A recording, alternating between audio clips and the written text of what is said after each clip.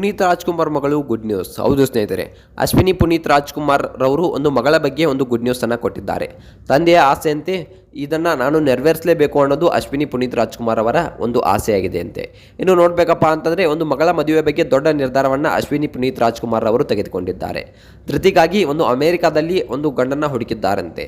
So ಯಾರು ಏನು ಇದೆಲ್ಲದರ ಬಗ್ಗೆ ನೋಡೋಣ ಬನ್ನಿ. ನಮಸ್ಕಾರ ವೀಕ್ಷಕರೇ, ಒಂದು ಹೊಸ ಯೂಟ್ಯೂಬ್ ಚಾನಲ್ಗೆ ನಿಮ್ಮೆಲ್ಲರಿಗೂ ಸ್ವಾಗತ ಸುಸ್ವಾಗತ.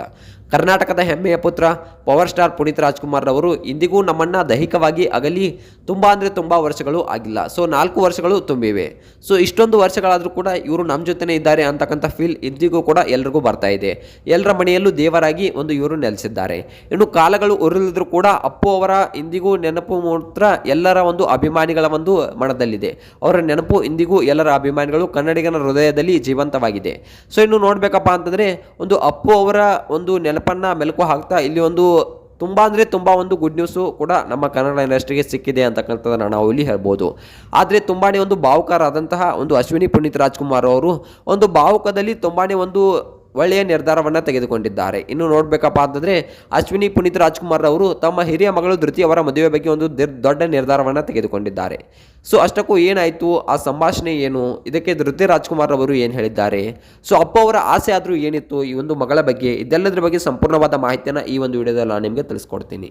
ಅದಕ್ಕೂ ಮೊದಲು ನೀವು ನಮ್ಮ ಚಾನಲ್ಗೆ ಹೊಸಬರಾಗಿದ್ದರೆ, ನೀವಿನ್ನೂ ನಮ್ಮ ಚಾನಲನ್ನು ಸಬ್ಸ್ಕ್ರೈಬ್ ಮಾಡಲಿಲ್ಲ ಅಂದರೆ ಈ ಕೂಡಲೇ ಸಬ್ಸ್ಕ್ರೈಬ್ ಮಾಡಿ.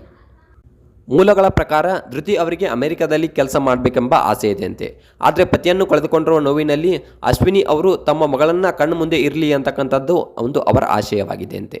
ಅಶ್ವಿನಿ ಅವರು ಧೃತಿಗೆ ನಾವೆಲ್ಲ ಈಗಷ್ಟೇ ನೋವಿನಿಂದ ಚೇತರಿಸಿಕೊಳ್ತಾ ಇದ್ದೀವಿ, ನೀನು ಅಮೆರಿಕಕ್ಕೆ ಹೋಗೋದು ಬೇಡ, ನಮ್ಮ ಜೊತೆನೇ ಇರು ಅಂತಕ್ಕಂಥ ಮಾತನ್ನು ಒಂದು ಅಶ್ವಿನಿ ಪುನೀತ್ ರಾಜ್ಕುಮಾರ್ ಮಗಳು ಧೃತಿ ಅವರಿಗೆ ಹೇಳಿದ್ದಾರಂತೆ.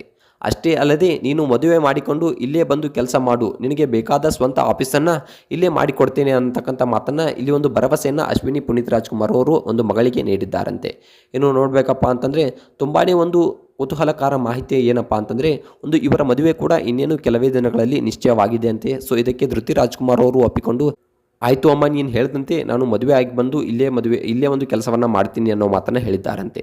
ಸೊ ಅಷ್ಟಕ್ಕೂ ಆ ಗಂಡು ಯಾರು ಒಂದು ಫಾರಿನ್ನಲ್ಲೇ ಮದುವೆ ಆಗುವ ಎಲ್ಲ ವಿಚಾರಗಳು ಒಂದು ಇದೆಯಂತೆ.